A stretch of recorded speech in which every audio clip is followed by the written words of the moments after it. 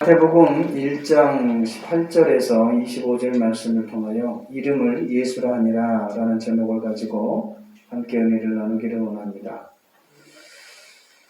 특별히 오늘 이 본문 말씀은 예수 그리스도께서 어떻게 이 땅에 오셨는지에 대해서 또 무엇 때문에 오셨는지에 대해서 분명하게 우리에게 답을 주고 있습니다.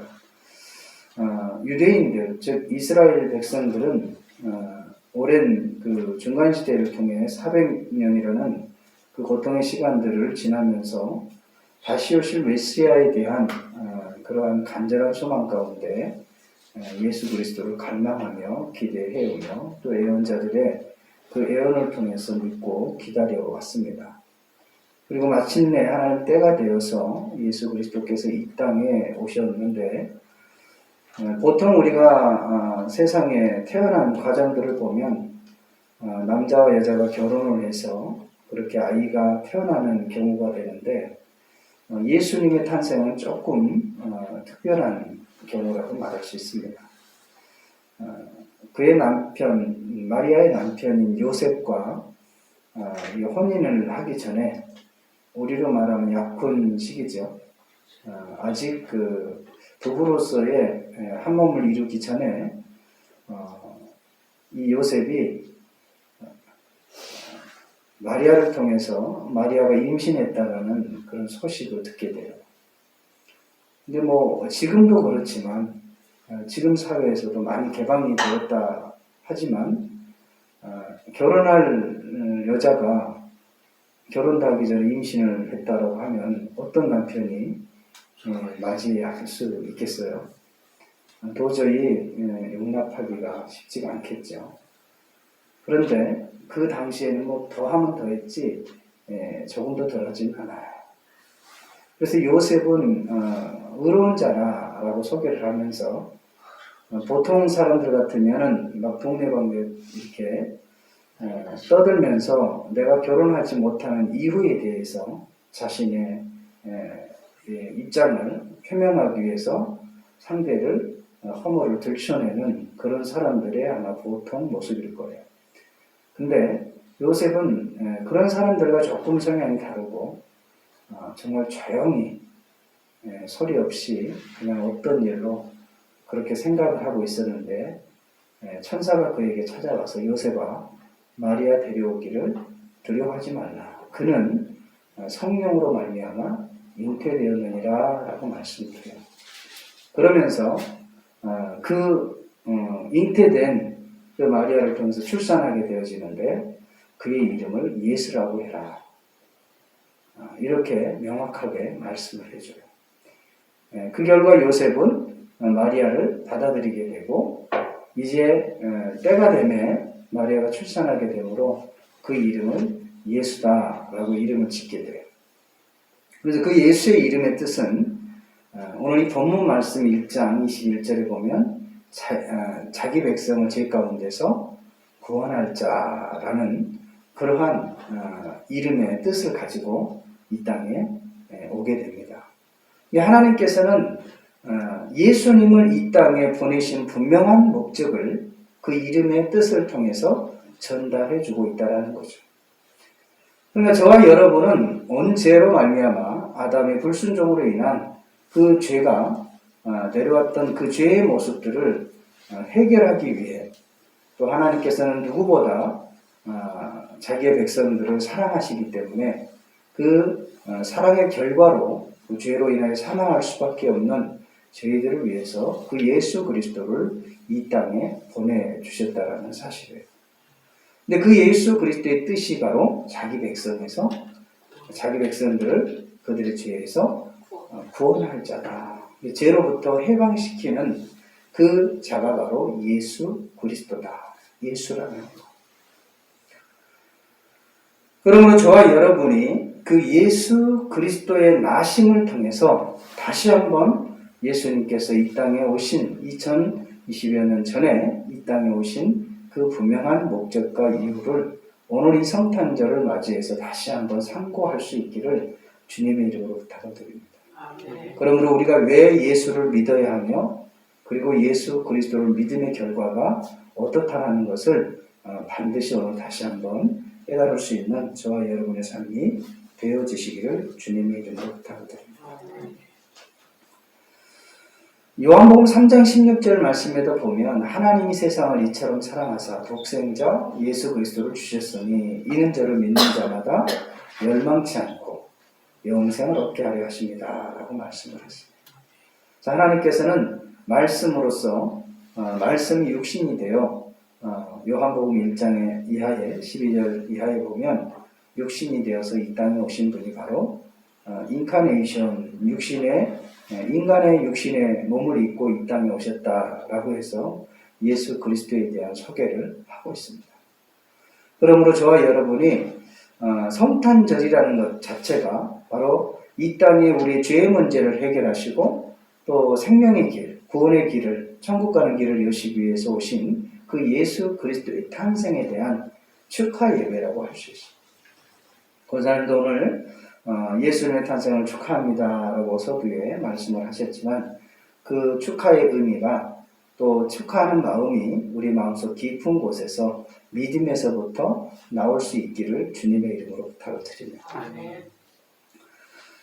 그렇다면 저와 여러분이 그 예수님에 대한 세 가지의 의미를 다시 한번 오늘 이 시간에 기억할 수 있기를 주님의 이름으로 부탁을 드립니다. 첫 번째로는 18절 말씀에 보면 예수 그리스도의 나심은 이러하니라. 그의 어머니 마리아가 요셉과 약혼하고 동거하기 전에 성령으로 잉태된 것이 나타났더니 라고 기록하고 있어요.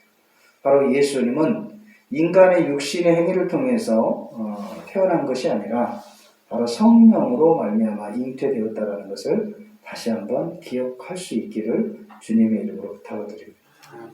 그래서 예수님을 많은 사람들은 여러 선지자 중에 한 사람이다 라고도 얘기하는 사람들이 있습니다. 그리고 타 종교에서는 의인 중에 한 사람이다 라고 얘기도 하고 있습니다. 그러나 예수 그리스도께서는 반드시 바로 성령으로 말미암아 이 땅에 오신 예수 그리스도, 자기 백성을 죄에서 구원할 자이심을 다시 한번 기억할 수 있기를 주님의 이름으로 부탁을 드립니다.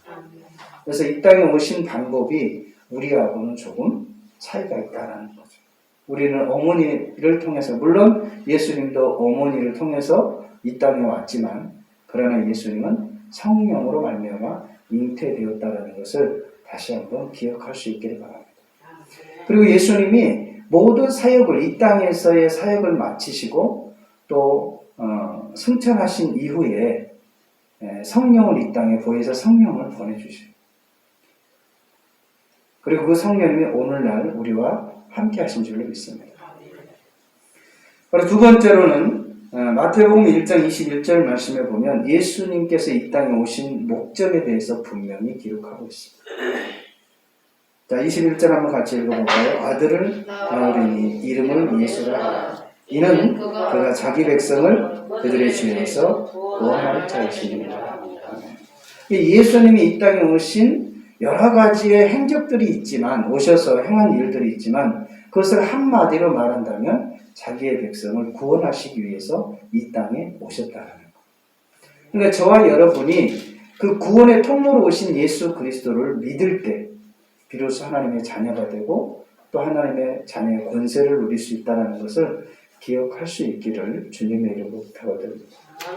그 다른 어떤 방법으로도 우리가 구원에 이르는 것이 아니라 바로 자기 백성의 죄를 구원할 자는 오직 예수 그리스도 한 분이라는 사실을 오늘 다시 한번 기억할 수 있기를 주님의 이름으로 부탁드립니다.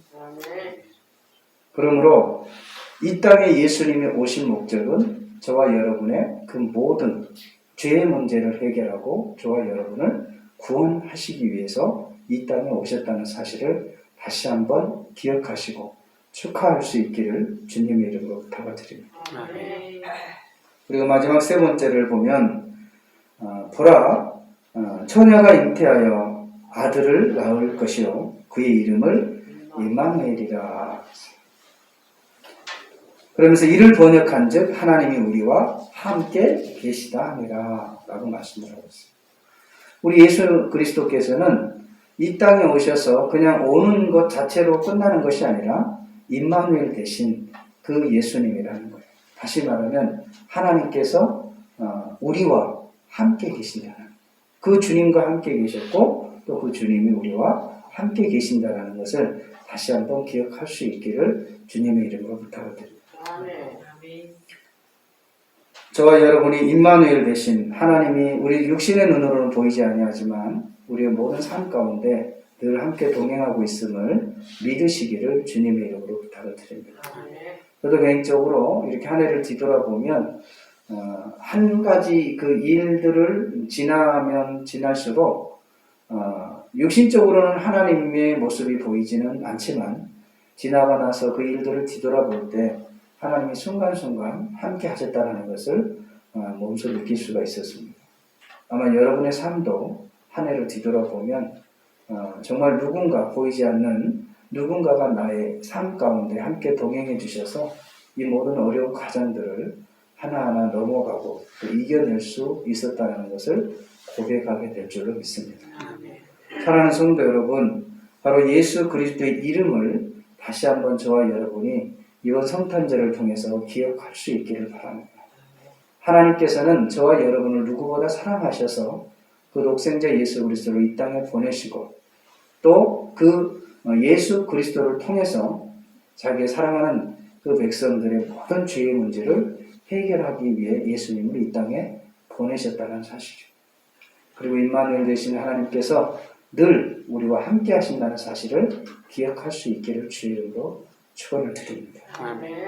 우리와 함께 계시다라는 것은 바로 우리가 어떤 기쁠 때만 함께하는 것이 아니라 사람은 어떤 관계 속에서 나에게 위익이 될 때만 함께하지만 그러나 우리 하나님께서는 힘들 때나 슬플 때나 기쁠 때나 외로울 때나 늘 저와 여러분과 함께한다는 사실을 기억할 수 있기를 주님의 이름으로 부탁을 드립니다. 아멘. 그러므로 이 성탄절을 맞이해서 다시 한번 저와 여러분의 그 믿음의 정체성, 신앙의 정체성을 다시 확립할 수 있기를 주님의 이름으로 부탁을 드립니다. 그래서 예수님이 이 땅에 오신 목적은 저와 여러분의 그 모든 죄의 문제를 해결해서 하나님의 자녀로서의 온전한 삶을 살고 또 영원한 하나님 나라의 백성으로 삼기 위해서 이 땅에 오셨고 또 우리와 하나님께서 늘 함께 하신다는 사실을 이 시간에 다시 한번 기억할 수 있기를 주님의 이름으로 부탁을 드립니다.